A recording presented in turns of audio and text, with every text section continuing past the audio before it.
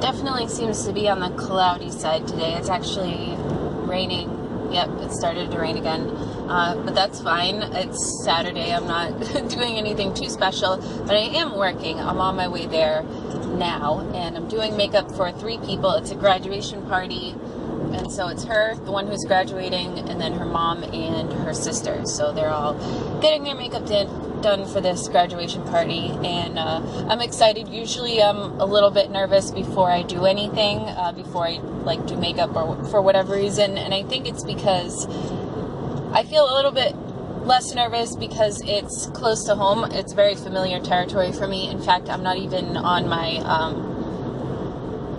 Google Maps. I don't even need to pull it up just because I looked it up before I left and I'm like, okay, I know exactly where that is. I mean, not to the T. I don't really, I know where to look for the street and I know the number and everything, so I'm just going to wing it. I'm sure it'll be fine. So I've been lately watching videos about how to flatter hooded eyes and how to do eyeshadow on hooded eyes, and I've gotten some really, really good tips lately. I always kind of liked the way I used to do my eye makeup and stuff, and I did it right for the most part, but there was a few things that I definitely needed some help on, and so there's been some channels that I've really been liking when it comes to hooded eyes, and everybody's eyes are shaped differently, so there can be two people who have hooded eyes, but they look completely different. So for me, it's I know this is common, but it's a little bit more droopy on this end. And I know it doesn't really show on camera. And plus today, I tried to do the best I could to make my eyelids stand out. And plus, I got some sparkles and I just couldn't wait to use them. So I wanted to try and add some sparkles to my look. I just put them on my eyelids. And then I got the Kat Von D eyeshadow in Thunderstruck, which can be used as a highlighter as well. And that highlighter / eyeshadow has a lot of has an iridescent effect, if you will. It looks white when it's in the pan, but when you swatch it, it has a goldish pink iridescent look, and it's just really, really pretty. So I'm excited to try that out. The place that I'm going today actually is only 11 minutes away from home, which is not bad at all. So I'm going to be gone for about 3 hours, and that is kind of a long time for me, but it might not take that long, to be honest. But it may, just knowing that I'm close to home, and if anything were to happen at home with my daughter or whatever, I'm right there, so it eases my mind a little bit.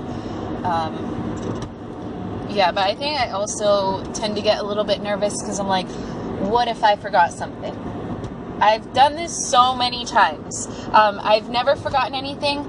Actually, no, that's a lie. I was just going to tell you a story. One time, I forgot to bring, and I was so far away. It was on a Sunday, and usually I don't go more than 60 miles outside of my, perimeter, and this was before my daughter was born, so it wasn't that bad, but I went to the next state over, and it was 70 something miles, and it took an hour and maybe an hour and a half to get there. And the particular place that I was going to on a Sunday, nothing was open, not even a CVS in sight. There might have been one around the corner, but it was closed, which is so strange. So I forgot all my brushes. I brought no brushes. I brought a beauty blender and no brushes. I was oh my God, what am I going to do? Luckily, the girl and her friend both had a few makeup brushes on them, but they were so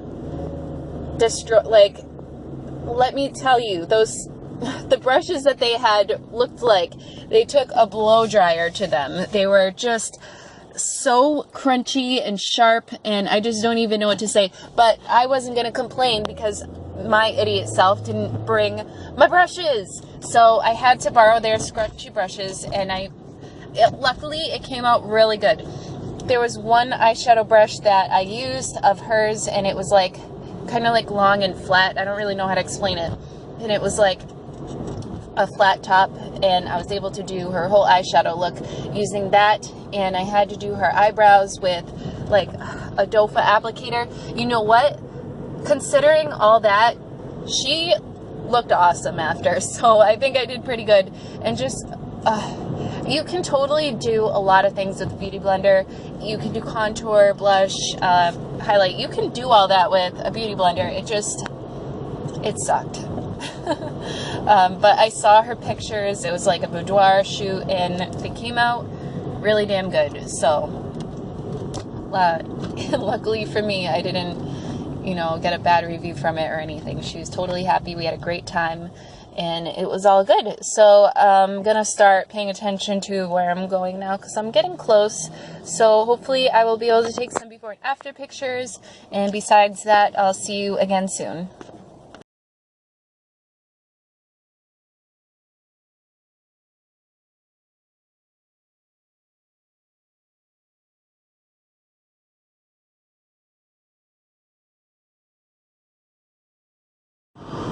Sorry if you can hear the window, it's open, but yeah, I'm done. I ended up getting done a lot quicker than I thought I would, at least 40 minutes earlier. It must be because I'm just getting better at applying makeup, or faster or something. I don't know. Or maybe it was just a coincidence, but I really, really need to get gas. My car is about to become empty. It's not my car, but I guess that's not really too important. I'm gonna stop at a gas station. Where's the gas station? Alright, well, there's a gas station somewhere. Yeah, so I got all my before and after pictures. It was really awesome. They were super nice and, accommodating and everything. They gave me tissues because my nose was running like crazy. I guess I'm allergic to, maybe just certain people's perfume or something like that, because I swear, whenever I do makeup on certain people, and it happens the majority of the time, my nose just gets so runny. I don't know what it is. I have to be allergic to them, and it's always when I don't want it to happen. So it's just a coincidence. So I'm at this gas station.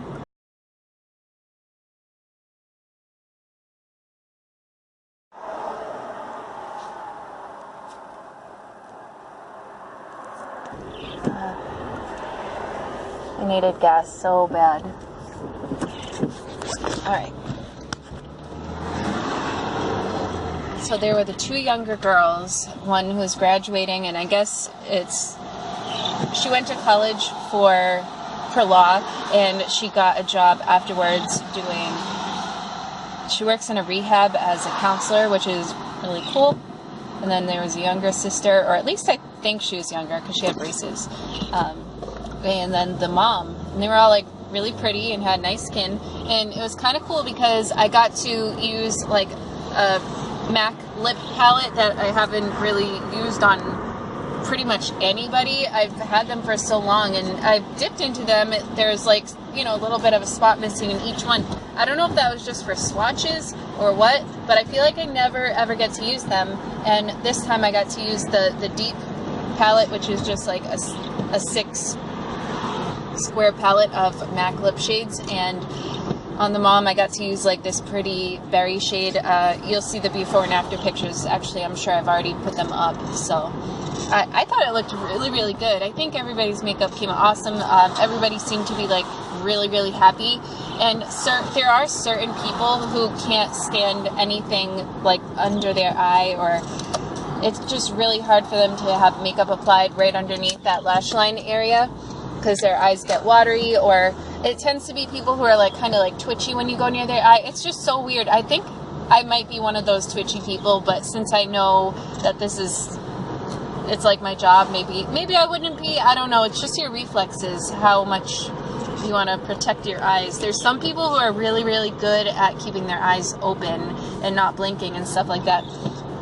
And I would never expect that of somebody. I always say, no matter what I'm ever doing around the eye area, I always say, if you need to blink, just blink. It's not a big deal. I don't say that when I put on eyeliner, because, well, I actually do everything.